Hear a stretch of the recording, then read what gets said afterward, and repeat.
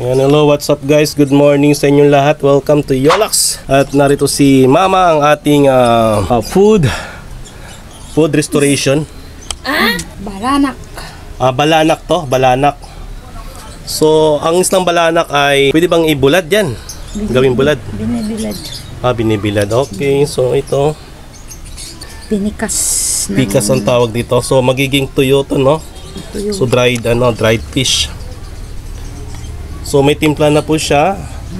Anong nilagay mong timpla dito? Suka, tsaka Suka.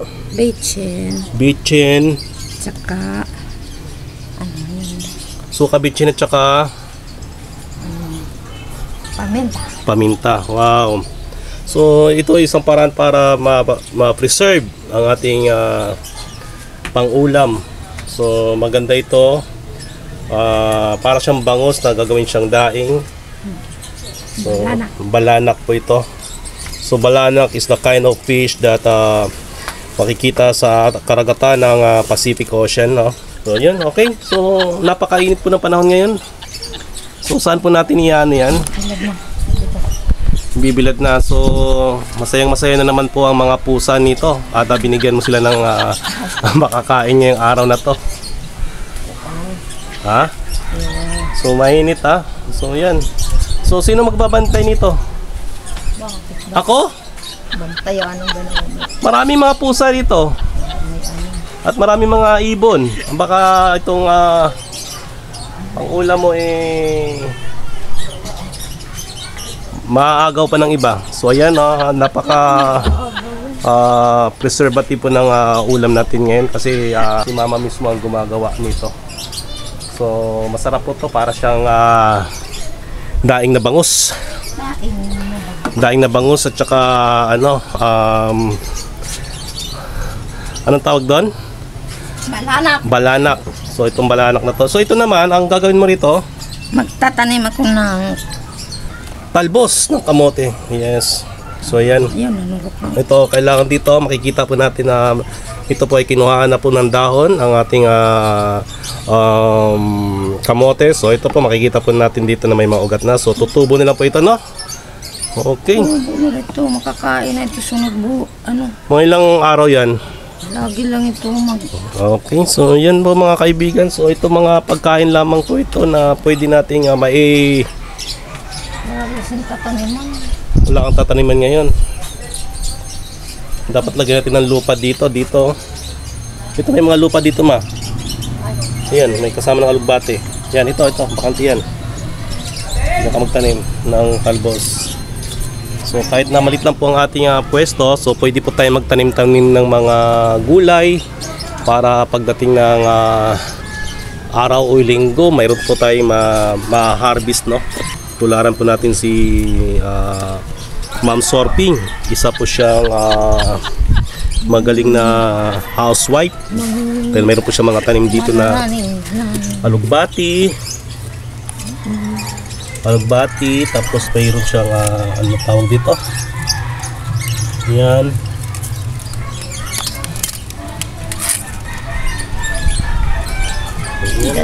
so yan, may mga may mga ipot ng manok yan. So mas maganda gamitin yan dahil lupang maraming vitamina. Agun. At sana hopefully ito, at sa sobrang init po ng panahon ngayon, yan po, nakikita po natin, tirik na tirik po yung araw ngayon. So palagi ko madaling maano to, ang ating binilad na balanak para magiging daing. Masarap po yan pag may kalamansi. Anong balanghoy?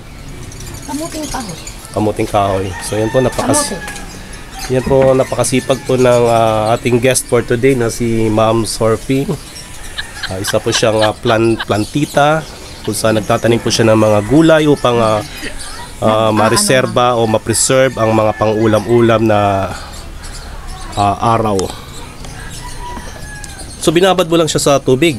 Nag-ugat na. Ang galing ng ganito pala yung preparasyon, no? So may tubig po siya. Nag-uugat. Tapos iiwan mo lang siya ng mga ilang linggo. Okay, so sana may natutunan po tayo, no? At ito po, tumubo na po yung ugat. Medyo mahaba na yung ugat, oh. Napapansin nyo, may mga ugat na. So, tutuloy-tuloy po ito sa pagtanim sa lupa, sa inyong tahanan, mga bakanting lote. Ayan, ito makikita po natin dito, may mga tanim silang alugbati. At the same time, may tanim silang mga tanglad. Itong tanglad na to ay para dito. Yan, sa mga manok ni Don Berning.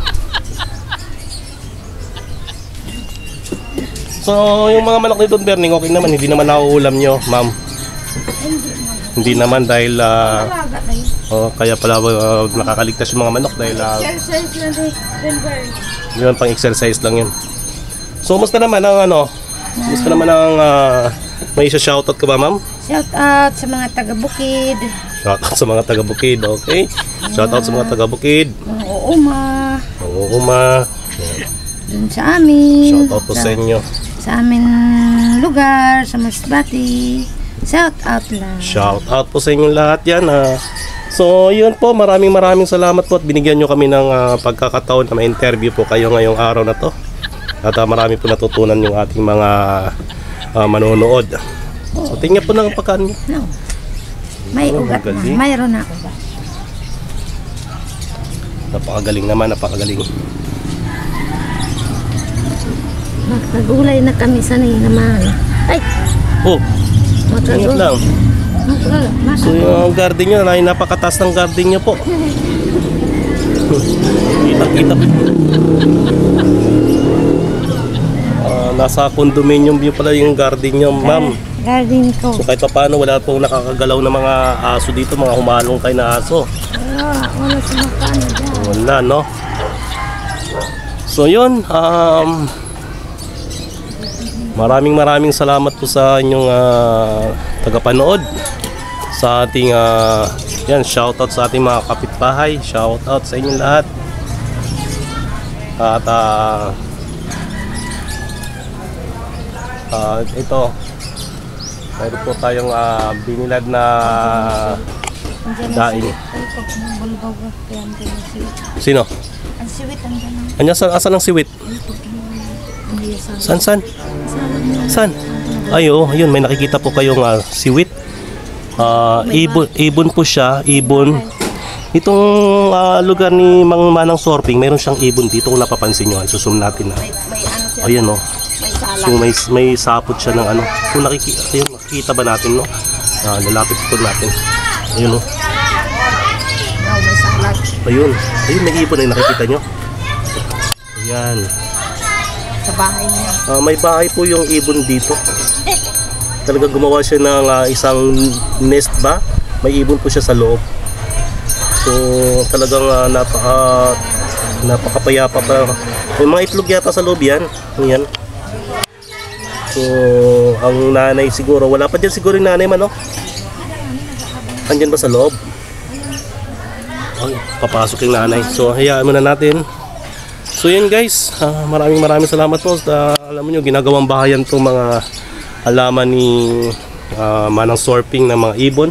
Kung naririnig yung mga huni ng ibon. Ayan. Napakarami po nilang ibon dito at dito po sila gumagawa ng bahay. Ayun yung mga bahay nila. Ayun.